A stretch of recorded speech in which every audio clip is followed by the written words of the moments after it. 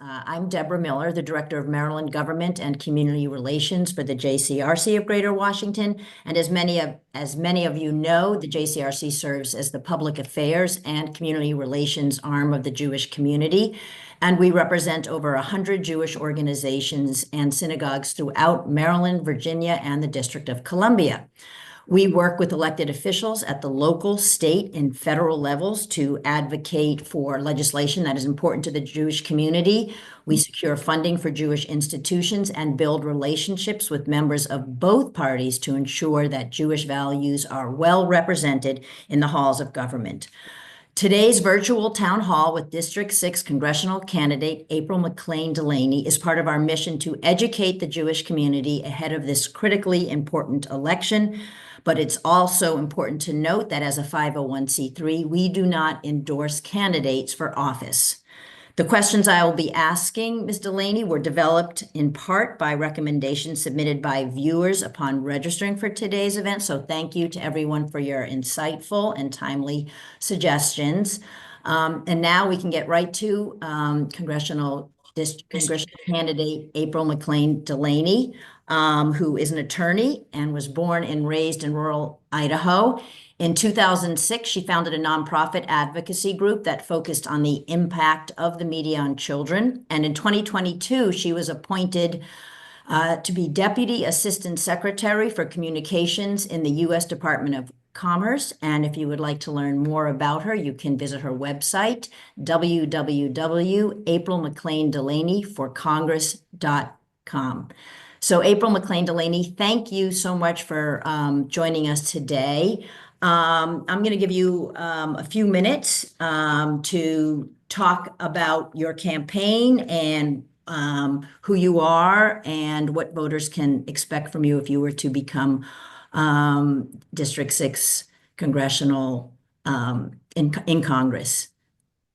Well, so thank you all first for inviting me to come on. I know there's a great turnout, and my whole team and I are really excited to kind of to be here and to really talk about my campaign. I entered this campaign about a year ago, actually this week, because I really care about the future our kids are going to inherit, and I think that it is a really incredibly divisive, partisan time, and I launched a campaign as a candidate in a common sense, common ground way to get things done, to work on issues for, helping families make ends meet, also to look at how, I am the mother of 4 daughters, ages 31 to 17, and I am very focused on their reproductive freedoms and kind of an assault on women's rights, across the board.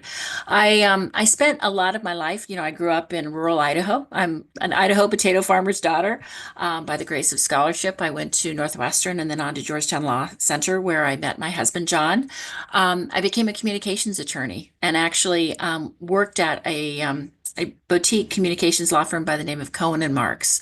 And there, I really learned about the Act of 34, about our free press, about the public interest, and really how communications is so central into everything we do as a society, and as how we work together. I subsequently worked at an international satellite firm in Rockville, but then in 2006, because I have 4 kids from 31 to 17, I decided for more of a healthy work balance, but also I wanted to do something that impacts how media impacts kids' health and well-being.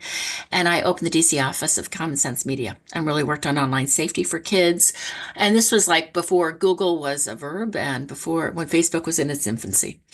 And did this for many years in terms of how media impacts kids' health and well-being, and also on the digital divide. 2.5 years ago, I joined the administration and worked for Gina Raimondo at NTIA, and helped grow out the broadband internet for all, and we drive infrastructure and communications and tech policy. I really feel it's important, as you look at District 6, that it is a microcosm of America. It goes from, it's a purple district without a lot of purple people, as I say.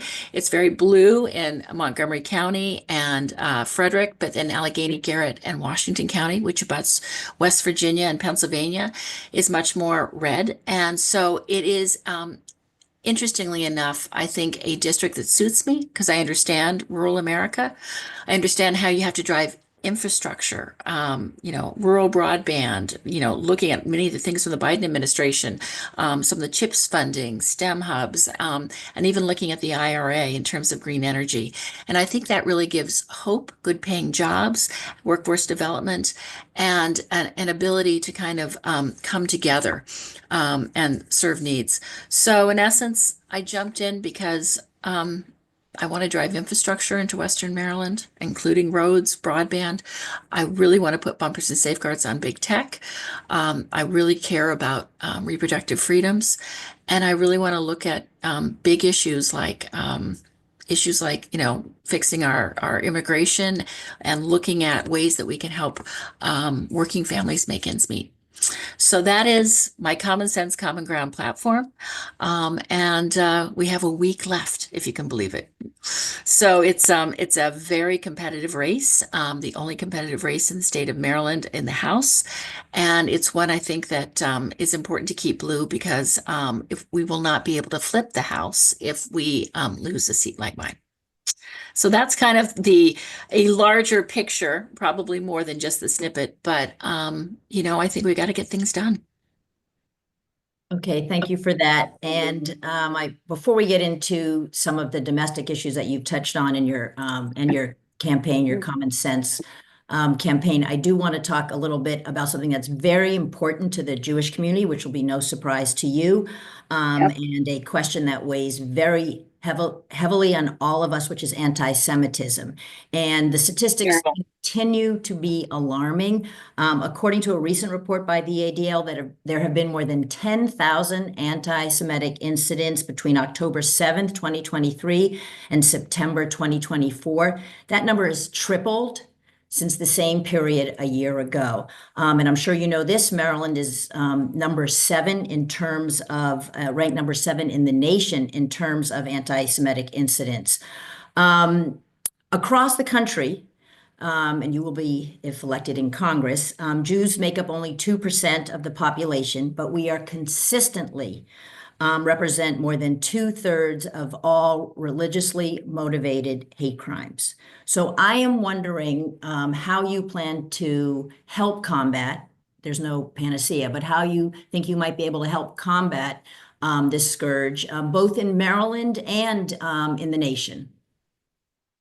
Well, thanks for asking that. I think it's a terrible thing. And actually, my daughter married someone who is Jewish, a wonderful man, Nick Feynman, actually son of Howard Feynman, who recently passed. And he's a journalist, as is my daughter. But we often talk about issues of hate crimes and how terrible it is. I mean, it is intolerable. I think for any marginalized community, any community in terms of their religion, I think that hate crimes are something that we must address.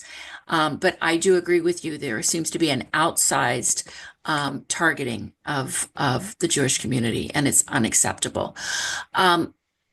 Couple things. I think that we on a local level have to really be very, very, as a member of Congress, you have to work with your local elected officials, your local organizations. And first of all, you hope to promote dialogue, you hope to education, you hope to have understanding and all of these things. But as you know, that there is a rapid rise in all of these different hate crimes.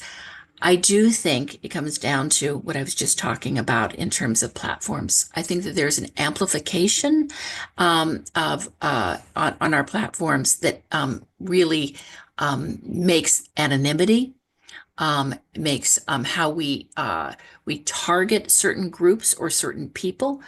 And there's a lack of enforcement and ability to go after them. And this is something I worked on at NTIA in terms of tech and AI policy.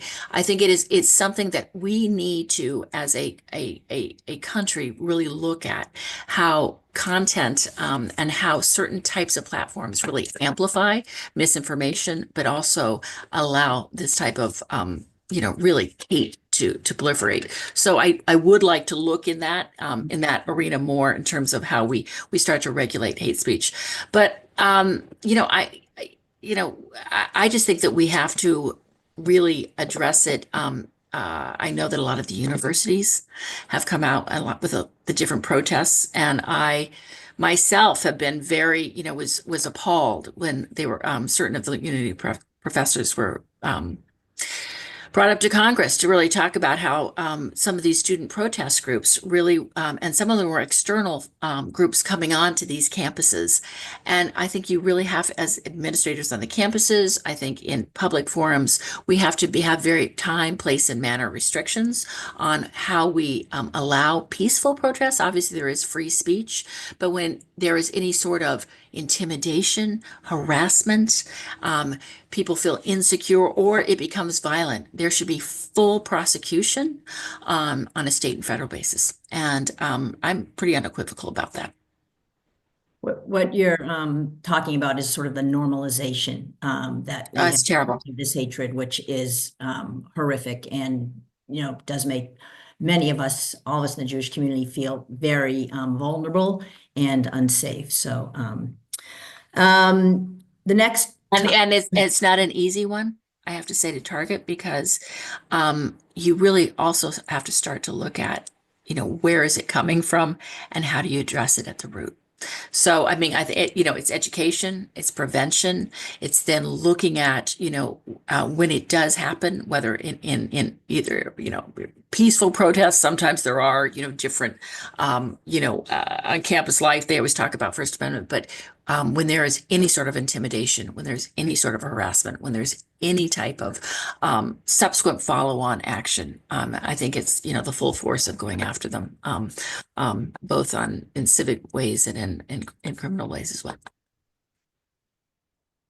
It has been more than a year since the terrorist organization Hamas attacked Israel, murdering 1,200 innocent people, taking hundreds more captive. More than 100 are still captive, and the war continues to escalate with Iran and with Hezbollah now in Lebanon. Beyond, we always hear people talking about the two-state solution, but beyond that, what is your strategy in terms of both a military and diplomatic solution to this war? I wish we all could have that magic wand that we could resolve this, because this is, you're right. It was awful a year ago. And if you ever see some of the footage, it's kind of hard to unsee with some of the women and children. I mean, it's horrific. I've always said, since the beginning, Israel has a right to defend itself. I believe, Israel's been one of our most staunch allies in the Middle East. I have been to Israel 3 times, and it's kind of a rough neighborhood, right? I'll never forget going up in a helicopter and looking on both sides, and it was like very eye-opening as I was kind of going down the middle of the country and saying, "Wow, it's pretty incredible." Hamas is a terrorist organization, right? And it has, I mean, you understand that, had there been a return of the hostages, we could have been, this could have ended, or we could have had some sort of peace or ceasefire while we worked towards a more peaceful solution. And that obviously still has not happened. I think that we really need to, as we go forward, of course, we want a two-state solution, but there has to be 2 parties that want it, right? And it doesn't seem like that is happening, but it's something we have to keep on working towards. And it, something in the end that we need to work on. But let's not forget that it is Iran that is, the proxy and behind a lot of this that is happening. And Hezbollah, and as we know, we have there's been a lot of inroads in terms of dismantling that. I hear that there is a new leader that was named most recently again, and this is something that's really terrifying as we start to look at the capacity of Iran having military weapons and further proliferation, and it is a geopolitical issue in terms of all of their relationships with Russia, with China, with others as well. And so it is a terrifying thing. I think what we have to do, I think Secretary Blinken has been masterful in trying to advocate and to push forward, because it is horrific also what is happening with all these civilians in throughout Gaza, as you go into Lebanon. I mean, this is something that we have to stem, and we have to figure out how to stem the carnage. And the children and women are often the ones on both on throughout who always are the ones that have the bulk of it. How do you, as a member of Congress, I think you keep pushing diplomatically. You have to push economically. I am not at the point where I would ever say there would be concessions or on further at this point on further military assistance to Israel. But I think it is something that we're just going to have to keep pushing forward for the release of the hostages. And I think it's through diplomatic channels and trying to work with our allies. I hate to say that it is, we would all like there to be a lasting peace. We'd all like there to be a two-state solution. But at this point, I think that it is working through our partners and others in the Middle East to forge as much peace as we can at this point, and of course to return the hostages if and who is still alive. I wish I could say and do more, but this is a perplexing issue that has, but much like, I think I would be much along the line of, Vice President Harris and how she has been responding to a lot of the points, because I think that's really the strategy that we have to be cautious. We don't want this to escalate into a broader regional, war, but we also have to steady as she goes. Thank you. I'm going to switch gears here and get to some of our state and local issues. And broadly, what do you think are the three top issues facing Marylanders, and how would you address each of them if you were elected to office? I think a lot of this feeds into your campaign slogan of common sense, common ground approach. But if you could be sort of more Sure. specific in terms of the Sure. three I top think, issues. and some of them are interconnected. I'm going to start with infrastructure because I did work on a lot of, while I was at Commerce, I worked on a lot of infrastructure projects, connectivity, rural broadband, working a lot in the 5G arena with, reshoring some of our industries. But I think that we in the 6th District really need additional infrastructure, starting with I-270, cleaning up I-270, 15 and 81, because not only are these major roadways, full of gridlock, and it's for workforce development, economic development, but they're incredibly unsafe. And I often say that, since I started running a year ago, going up to Frederick and to Hagerstown, on 270, I have seen 4 tractor trailers or semis turned on their side, all 4 lanes closed down, and some people have died. And this is just in my year of going. So I mean, that this is a huge issue when you go from 4 to 3 to 2 lanes, but it's also on 15 and 81. There are stretches that are unbelievably unsafe. And there was money. So what would I do? I would advocate for more federal and state resources. Congressman Trone, who I think has been a fantastic member of Congress, by the way, in terms of earmarks and going out in the district, was able to secure an IJA funding about $370 million to help with some of this. It was given in a block grant to Maryland. It's now with MDOT and within the state, I think getting some of that money back into helping for these roads, but also for more infrastructure in the roads. I also think rolling out the rest of the rural broadband connectivity is a huge, huge issue throughout rural and mountain Maryland. Once you get, and sometimes even reliable cell phone service, and that is something that is really key for education, for telehealth, for a lot of job and workforce development. So really key, and something I worked on in the administration. And also using some of those IJA funds, there's billions of dollars still left that have not been applied for in green energy, STEM hubs, even some of the factories that will supply the fab factories in Arizona, these chips factories. And I'd love to be able to figure out public-private partnerships and work with them as a congressional office and to like creating more opportunities and good paying jobs. And those are all kind of interconnected. So that is kind of on my infrastructure side. And I really want to hire someone in my office that can go, that maybe works between the federal and state. I mean, that the local constituent offices and the federal office in terms of how you could help our local partners apply for that.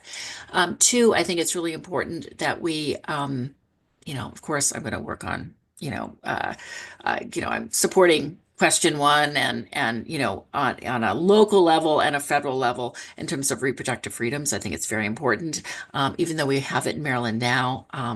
Just in case there is some sort of large, I want to be supportive of that in all ways. And I see all these girls from West Virginia streaming into Allegheny County because they don't have that. And it is something that really hurts my heart.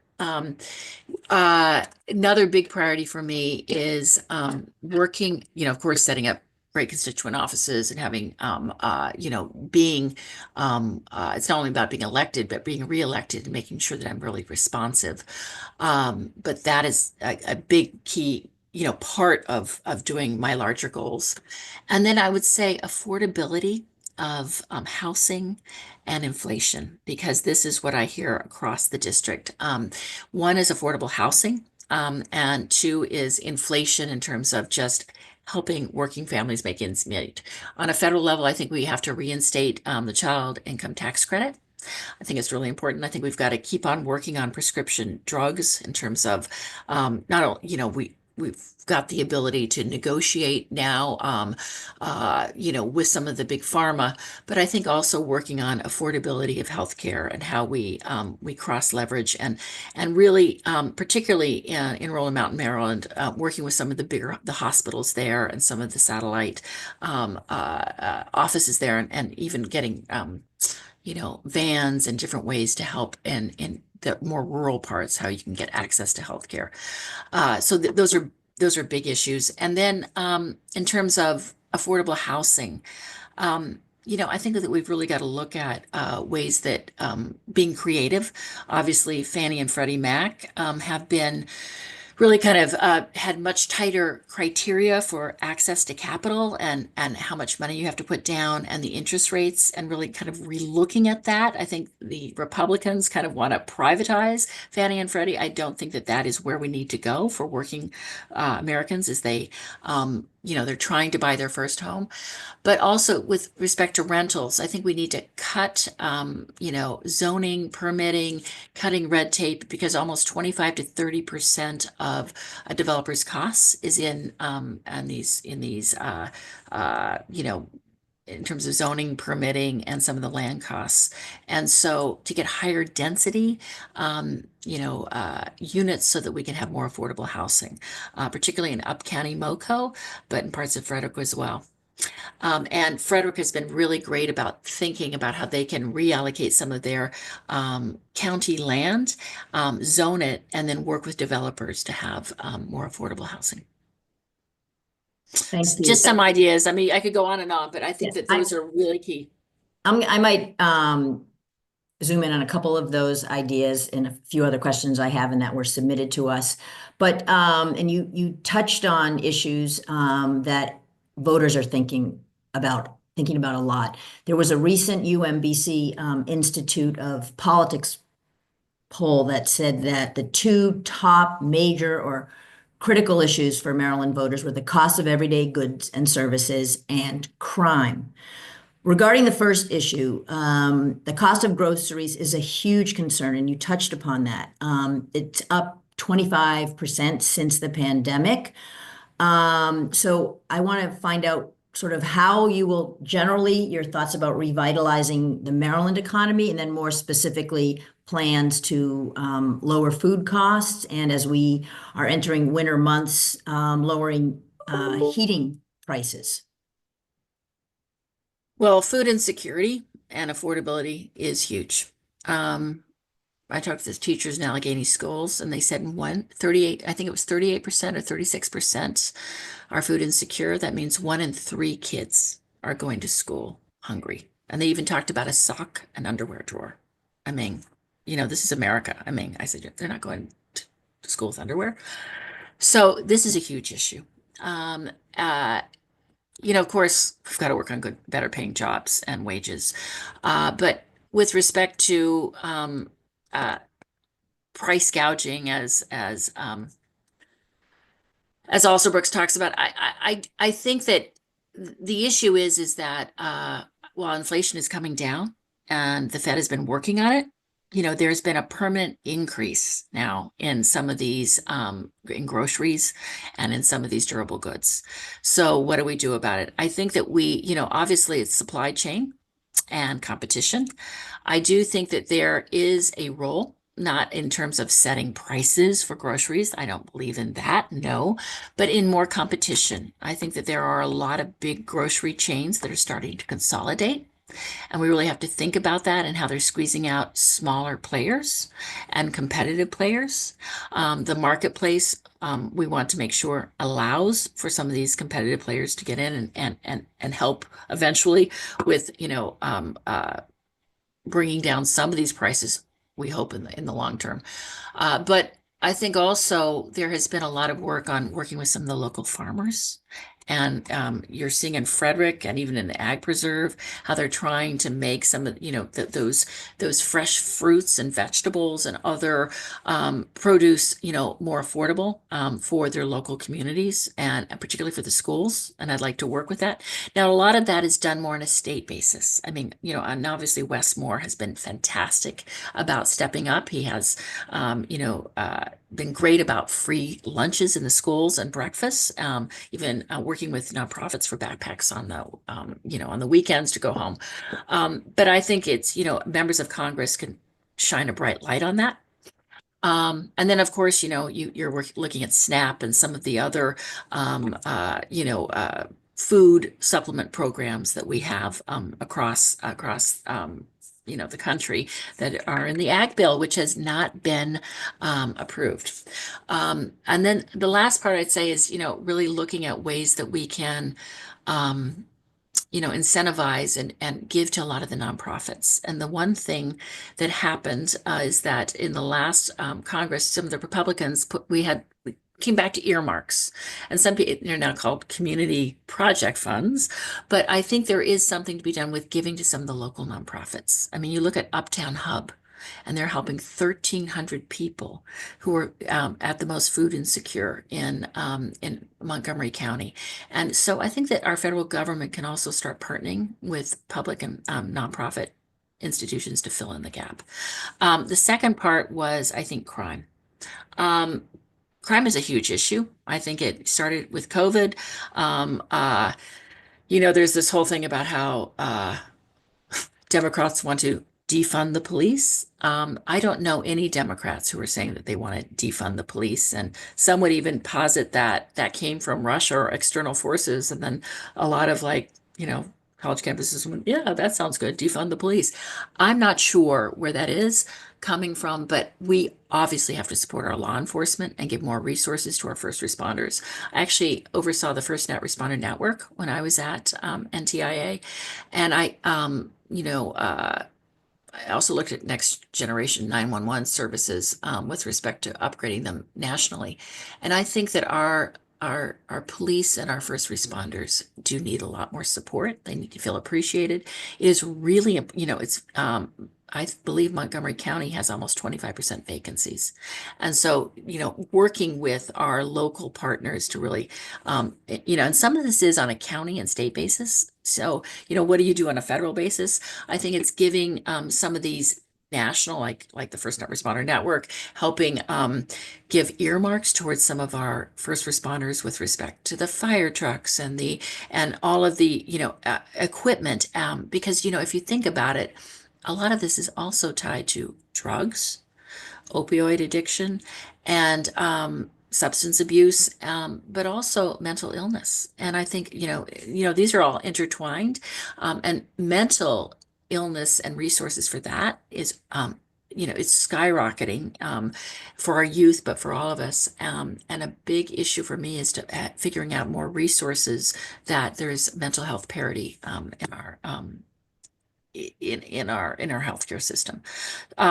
But I think it's more resources for our police, understanding that we want to have safer streets, and partnering with our local organizations, and how we are supportive. And it's a problem because we need to address crime and work with our businesses on it. Yeah, something I've recently learned was that gun violence is the leading cause of death for children, and not in your district, but in Well, Hartford. suicide or just gun Yeah, violence itself. Yeah. yeah. And Yeah. even in Hartford County last month, there was an incident that claimed the life of a 15-year-old student. So, and also Montgomery County Council yesterday came out with an interesting report that showed that violent crime and property crime is trending downward, but still since the pandemic, it's, And I didn't go in, I was talking about our first responders, but I also think that we have to have better enforcement. I mean, I think if you look at California and how they've really, in terms of decriminalization of a lot, or that if it's under a certain amount of under $1,000, it was a nonviolent crime, or there wasn't the same type of enforcement. And I do believe we have to start looking at stricter penalties for some of these crimes, because it does have a deterrence. Wes Moore is really great. He said you can have rehabilitation, but not lawlessness. And that's that balance. I mean, we cannot have lawlessness, but we also have to have rehabilitation and understanding how we work with those that have, had committed a crime, and making sure that they, when they come out, that they don't keep perpetuating that cycle, that there is actually a breaking of that cycle. But it is, but with respect to gun violence, I will say that, there's a lot of mothers, a lot of groups that are really working on this issue. And I think we need to come together on common sense, common ground legislation. And I really believe that, I grew up in Idaho. My dad had a rifle. He went duck hunting. He didn't have a semi-automatic weapon and go to a parking lot of a grocery store. I think we have to have a ban on semi-automatic weapons. We really need to look at red flag laws, particularly because of skyrocketing mental illness, and really thinking about universal background checks. I mean, those are common sense, very grounded ways where I think there's a nice balance. And this is kind of personal for me, because I have good friends who lost their son, who was actually volunteering in DC at a food bank, and was driving back, and a stray bullet hit him and he died. And when my husband my husband held the seat from 2012 to 2018. I remember I went to one of the first State of the Unions with him, and was able, at a reception, met a woman, and she came up and she said, "My daughter died at Sandy Hook." And I said, "Oh my Lord." And she said, "Yeah, she was almost 6." And I said, "My daughter's almost 6." She said, "You're just about to go in first grade." I said, "My daughter's about to go in first grade." And then this is what got me. She said, "Her name's Grace." And I said, "My daughter's name is Grace." And we both started crying. And she said, "I'm here because I never want this to happen again." And that was 12 years ago. And so it keeps happening. And we've got to stop this. And I cannot imagine why the NRA has such a hold. But, and in the 6th district, I mean, Western Maryland loves their guns. But I think there is a growing recognition of how mental health, and you're right, kids, and also a lot of suicides that happen are when, that part is in the mental health arena. But in terms of these larger assault weapons, I think there is a growing recognition that we need to do something. That was a powerful story you told. Yeah. And I'm also sorry to hear. Moms against gun Um, violence yeah. is a big. Yeah. And I'm sorry to hear about your friend's son also, who was volunteering, and a stray bullet took his life. So, It's unbelievable. yeah. So, something you brought up in your opening remarks that I know you're passionate about, is reproductive freedom. And since the Supreme Court overturned Roe v. Wade with the Dobbs decision in 2022, um, reproductive freedom, reproductive health care remains a top issue in this election. And as you also mentioned, Maryland is one of, I believe, 11 states that has a ballot question about enshrining the right to reproductive freedom in the state constitution. I want to know what role, if any, you think Congress should have in addressing this issue in the wake of Dobbs. Like, that's what I wanted. What's your position on that? Well, as the mother of four daughters, I can't believe that they have less reproductive freedoms than my mom, their grandmother, who's I've lost my mother 5 years ago, but it is unbelievable that 50 years of precedent and the right of privacy and the right for reproductive freedoms was turned over by Dobbs. What do I think about it? I think we have to codify Roe v. Wade on a national basis, without a doubt. And it is unacceptable to me that different states can have different standards of how a woman can have that freedom. But it has gotten incredibly crazy because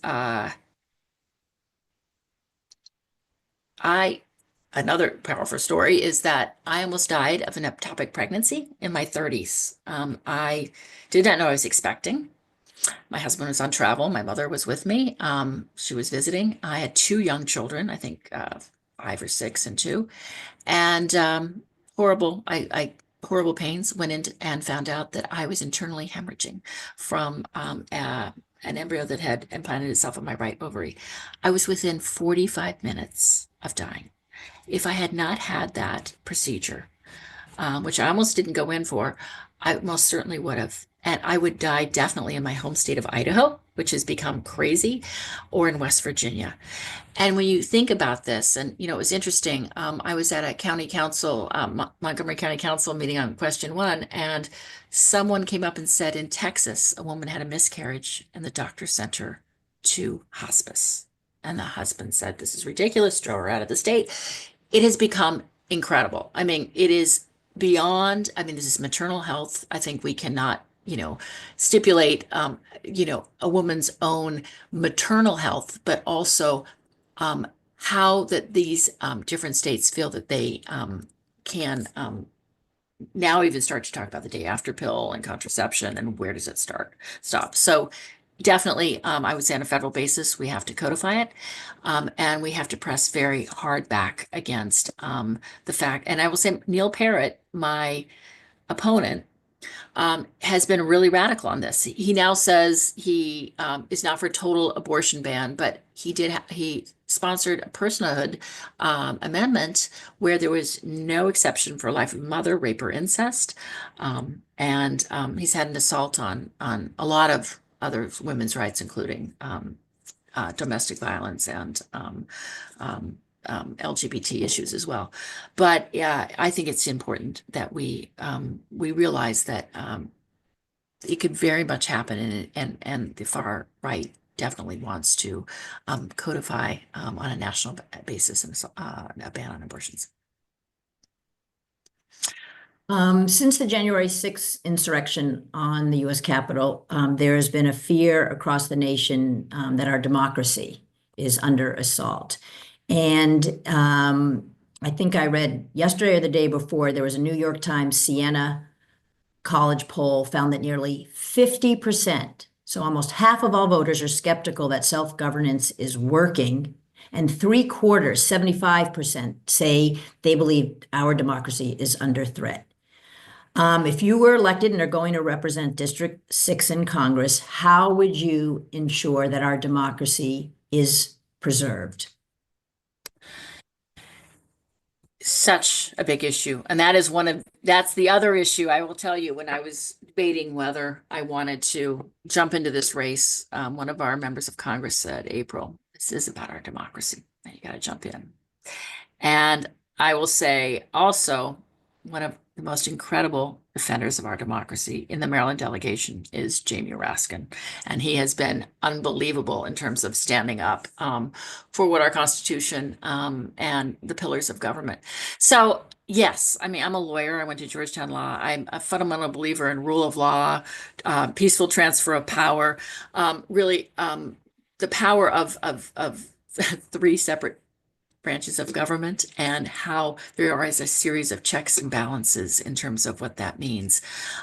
There is an assault. There is an assault. I think, I hate to say this, by some in the far right party of, the MAGA party that believes that there is an ability to really put forth and really stew conflict between us. And I think there's a couple of reasons why we are having an issue with democracy. And then I would like to, talk about my solutions. One, I do, coming back to communications again, I think our platforms really are, we are siloing ourselves and amplifying a lot of misinformation, but also within, there's an increasing militant and militarization of many of those about how there is an ability that there is, election fraud, that we have been denied, denied the steal, and a fundamental distrust in how we elect our officials, but also that there's some sort of deep state. And I think it comes down that there's really hard to get trusted information. I mean, as a journalist, as as a communications lawyer, I mean, you look at it and no one knows, I even have an uncle who's out in Idaho, and the things he was saying to me, I said, where did you hear that? He said, I saw it on Facebook. And I'm like, oh my gosh, you have a graduate degree. What are you doing on Facebook? He said, well, you can't trust anything anymore. And I think the hardest part is the last trusted bastions of information are sometimes our local papers, our local radio stations, not the opinion radio, but what you hear on, and even some of our broadcast stations in our evening news. And it is a really hard place because people don't know where to turn to for information, but it's driving distrust and it's driving kind of an apprehension. And so what do? I think I think we need to start teaching civics again to our kids. And God bless, iCivics and some of, Sandra Day O'Connor, who was such an amazing Supreme Court justice. But two, I think we need to really start thinking about these bumpers and safeguards in terms of trusted information, how we get it, and some liabilities in terms of when there is an amplification and a curation, and what is happening right now in our political discourse. Our Federal Election Commission is almost toothless in terms of enforcement and what they can do, and really looking at those. For instance, if I put something on broadcast radio, I have to say paid for by April McClain Delaney. But if it's it's digital, or if there is, it's in another form, or it's dark money, it's not. So I think it's looking at the political, how you can attack it politically in terms of making it more trustworthy, our news more trustworthy. And then, I think, the John Lewis Act in terms of, figuring out how we are able to have some sort, looking at some of our voter access laws and wondering how we can really supplement, making sure that we don't suppress some of our voters, but there's more transparency in the process. I think it's about reinvigorating and reinstilling trust in our institutions, and there's not a lot of it right now. But I think that the last thing I'll say is I've done a lot of traveling throughout the 6th District. And I often tell the story of, I go to some of their rotaries. They have 7 rotaries within the 6th District, which are these civic groups that my dad used to be in Idaho. And they're young, old, Black, white, Latino, gay, straight, red, blue, but everyone is coming together in community and trying to do something positive with community and purpose. And I think we need to really have an intentional focus on building community at a local level again, because it's not going to be a top down. I think it's going to be a bottom up. And if we're going to rebuild that trust and build that dialogue, it's going to have to start happening on a local level first. A lot. I know. I've thought a lot about this, and it's very difficult. Well, building community, to use your words, I mean, that's music to us at the JCRC, especially at the local level, not from the top down, because that's what we aim to, and I Yeah, think you do. hopefully You do. do do Yes. that. You do a So, fantastic job at that. Yeah. so I have so many other topics to cover, so I'm trying to figure out which one to pick: childcare, healthcare, housing. I'm going to go to immigration. And how do we sort of maintain our tradition of welcoming immigrants, but also making sure our borders are secure? And welcoming immigrants for the Jewish people is very sort of central to our ethos. Sure. So how do we strike that balance? Well, we did have a comprehensive bipartisan bill that was a really good, it wasn't perfect, but I think it was a really good start, and it was put into political play by the other side. But it was a congressman, very Langford from Oklahoma, that actually drafted it, and it was about securing the border. We cannot have open borders, and we cannot have 250,000, you know, immigrants at a time illegally crossing the border. I mean, per month. I mean, it's insane. More resources at the border in terms of border agents, more technology, with respect to, there's, drones, there's, increasing use of tech and AI to combat it. But I think it's also cleaning up the asylum mess in terms of to get an asylum hearing can sometimes take 2, 3, sometimes even 3.5 years. That time, these people have already gone across the country. You can't even find them. Will they show up? We've got to have more resources for those asylum hearings and figure out a better process before we accept them into it, before they are able to come across the border. So those are really important things.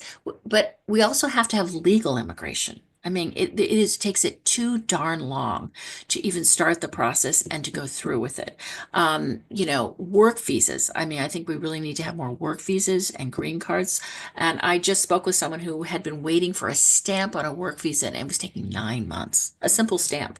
So how do we, and I think it all comes down to more resources and intentional focus. But, people who come here to study, and often have great technical or computer skills, and then we let them go home. I mean, we should be able to have a process for those that we train here that they can stay here to work. But I think looking at ways that we can streamline a legal pathway to citizenship, and so that it's not so long. I mean, it's a very long process, but that we stem this tide of illegal. And I think that the bipartisan bill that was put forward was not perfect, but a good first step. And the Dreamers, obviously, for those that came in as DACA. I mean, they don't know any other home. Many of them were brought here as children. I think that we have to have a pathway for them to have citizenship as well. Many experts believe that the prohibitive cost of childcare is inhibiting economic growth. How would you make childcare more affordable and accessible for families in Maryland? I hear about this all the time as well. I mean, and this is we've got to do it. And it's not just childcare. I have to say it's also elder care, because there's a lot of people that have aging parents, aging extended family, and sometimes they have both, right? And they're sandwiched in between, and it's a double whammy. And often many women drop out of the workforce because they do not make enough money to deal with that. I think that we need to work with more private businesses and industry, so that those who have, who are employing men and women, that they are given tax incentives, are given, additional resources to actually invest in childcare within their businesses. I think that is, and it's a win-win for them. They retain their employees. Their employees are able to, have better access to are able to see their children during the day. And I know this has been done very effectively, in parts of our government, in our county government, our federal government as well, in terms of having these subsidized daycares. But aside from that, I think that we also need to really look at how we have the care industry as a whole. And that is something I think that is going to be, a broader question that we're going to have to work with our state and local partners. And part of it, I think, is just giving, some more subsidies, some more training in that arena, because really there's only ways you can do it. It's either, you're going to give some tax breaks, you're going to work with the private industry, or else you're going to, really help, with better paying jobs. There has been some really interesting counties that have come together to subsidize and have there was I'm trying to think, in Allegheny County, Congressman Trone just got an earmark to have a community center, and they opened up a wonderful community center, and I think that they have almost 100 children that they're able to bring in and have affordable daycare for at all levels, both the little babies that were 1 month to, I think 18 months, and then like the 18 months to 3-4 years old. And I think that is, something that also, local governments might want to start, and counties might start working with earmarks from the federal. And then universal day. I think we've got to look at, universal pre-K, and, some of our, so at 3 and 4, some of these kids can start within, our public schools. Thank you. We have a few minutes left, which I want to offer to you if you have some closing remarks or closing words that you want to leave all of us with. You've covered a tremendous amount. Yeah, no, and you know what? I think that I often, if you can tell, if you say you have a 1 minute response, I will usually give a 1 minute response. But I think what I really admire about your group is that you're very engaged. You really care about the issues. And so I actually tried to go a little bit more in depth on a lot of the things I answered, much more in depth, because I really think about them, and many of them are not easy answers. I I guess I leave you with this thought, is that I did not go looking for this job. It kind of came looking for me. I was very happy working for Gina Raimondo and really working on online safety and bridging the digital divide, and really working on U.S. competitiveness in the telecom industry. But when people started saying, we need to keep the seat blue, and this is really important for our democracy, but also for our state, I I really decided to run because I care about the future of our kids. Our world is on fire. Our world is on fire in terms of internationally, as you all know. It's on. We have issues of affordability, housing, education, access to healthcare, which we haven't even gone into. Our immigration, our gun violence. But I do think that we have to stop villainizing each other and other groups, and we have to start working in community and dialogue again. And I do think there are many, many common sense solutions that are not perfect, but are first steps.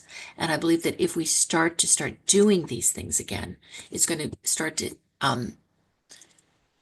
make people feel like that we are able to function again as a country, and and there's hope. And I really want to give hope to a lot of these young people who are feeling kind of hopeless and disconnected, and with aching depression and loneliness sometimes. And so how do we do that? I think it's by coming together, by building our community groups, by working across public, private, and nonprofit spheres, and about engaging with a vision of what do we want to be on a local and state basis in 10 years. And so why am I doing this? I'm doing this, I guess, because I'm in a stage in my life where I don't need power. I'm not doing this for financial gain. I'm actually doing this as a mom of 4 because I care, and we have to dive deep and really figure out some comprehensive solutions. And by the way, I spent a lot of my time at Commerce. If America is not that model, there will be a huge vacuum in our world. And it's not just about the 6th district in our state, in our country. It's actually about global commerce and global world peace. And so we need more people to listen, to show up, to be there, and to work across the aisle. Of course, it takes two sides to work across the aisle. But I think that you can often find, while you might disagree with a member on one issue, they might disagree with you on choice, but they might agree with you on immigration. And so finding that patchwork and what are driving coalitions is really important. And that's what I've done my whole life in nonprofit and in part of government, is driving coalitions and figuring out how you get different people to get things done. So I'm really excited about representing the 6th district, because I think I understand the many different stakeholders, from rural to Montgomery County to NIST to the Ag Preserve, and cross-leveraging those resources. I think there's an incredible opportunity for our state and for this district. And I'm happy to take, if anyone has individual questions for me, April at april4congress.com. And I'm happy to always respond to individual questions and welcome them. Can you say that again? April for Congress, but april4congress.com. Okay. District 6 congressional candidate, April McClain Delaney, thank you so much for your thoughtfulness and for your time. And for people who are watching this, please go out and vote. There's early voting today, tomorrow, and Thursday. And then, of course, you can show up at the polls on next Tuesday, November 5th. So thank you all so much.